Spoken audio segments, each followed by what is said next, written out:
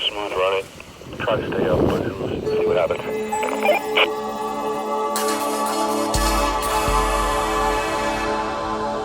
Cuaca hari ini cukup bagus dan anginnya cukup kenceng dengan arah ke timur. Itu artinya para pilot atau penggemar para layang bisa terbang dari bukit yang ada di sebelah barat atau kita panggilnya West Lounge. Itu juga berarti mereka bisa langsung landing di tempat kita nginep. Saat ini kita menginap di dalam motorhome kita atau RV yang kita parkir di tempat landing yang juga merupakan sekolahan untuk para pilot.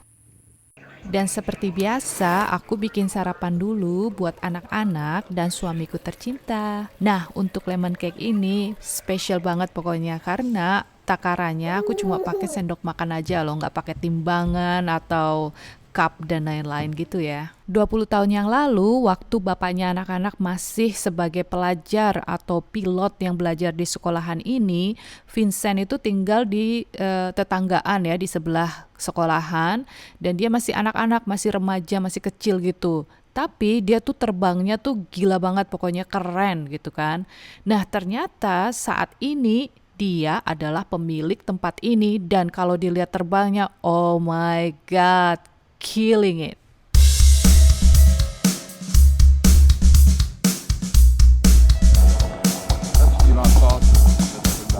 Ini adalah Emerick, anak laki-laki dari Vincent dan juga merupakan sahabatnya anak-anakku ya.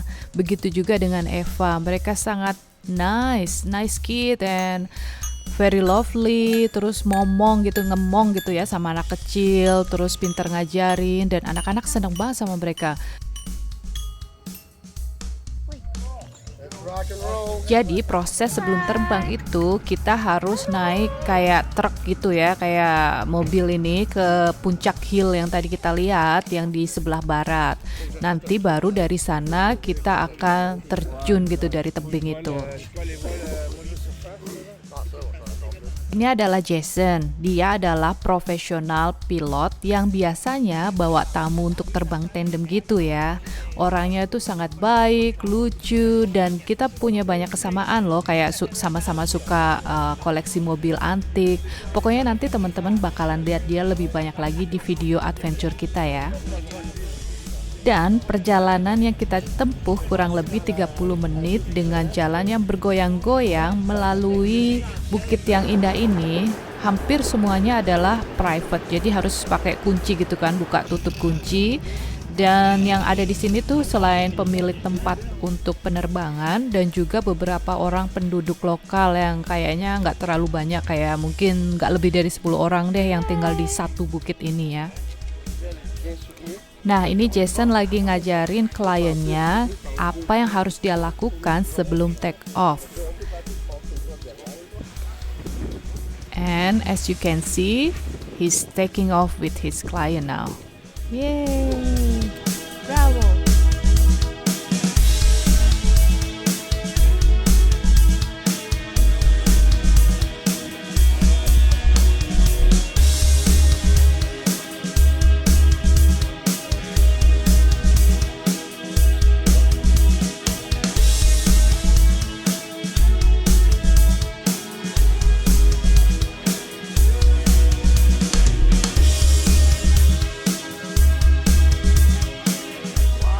Bapaknya anak-anak sengaja terbang yang terakhir karena dia sambil jagain kita dan juga nunggu untuk sopir dari truk itu naik untuk gelombang kedua gitu ya. Atau mungkin mereka nggak naik lagi karena kalau anginnya berubah mereka biasanya take off-nya ganti juga kan, nggak harus dari satu tempat gitu. Dan ternyata di hari itu anginnya makin lama makin menghilang, nggak ada powernya gitu. Jadi susah banget untuk bisa terbang dengan keadaan seperti itu. Tapi karena bapaknya anak-anak cukup berpengalaman, dia masih bisa memanage untuk tetap terbang walaupun dengan angin yang seadanya. Smooth running. Try to stay up, but see what happens.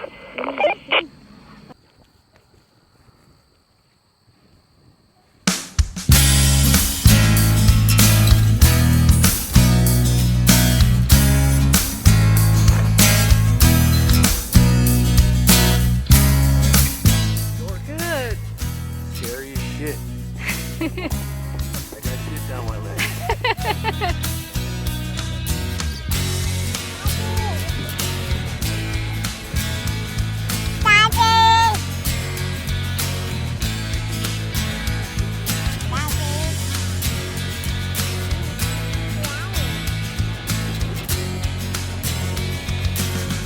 Daddy, call Daddy. Daddy coming. Untuk landing, tempat di mana kita menginap adalah main atau utama untuk landing. Tapi pada dasarnya mereka punya banyak tempat landing karena setiap landing itu tergantung dari arah angin. Begitu juga tempat untuk meluncur atau launching itu juga beda-beda ya. Jadi intinya tergantung arah angin dan kekuatan angin saat itu atau di hari itu.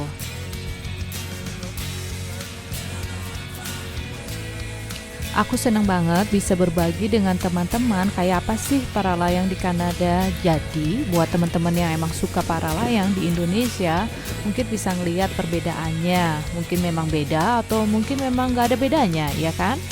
Dan aku harap video ini bisa menghibur. Dan jangan lupa subscribe buat yang belum subscribe, oke? Teman-teman masih inget Jason kan? Nah, dia satu-satunya pilot yang punya buntut, jadi gampang diapalin. Nah, untuk landingnya sendiri dia tuh pro deh, pokoknya keren.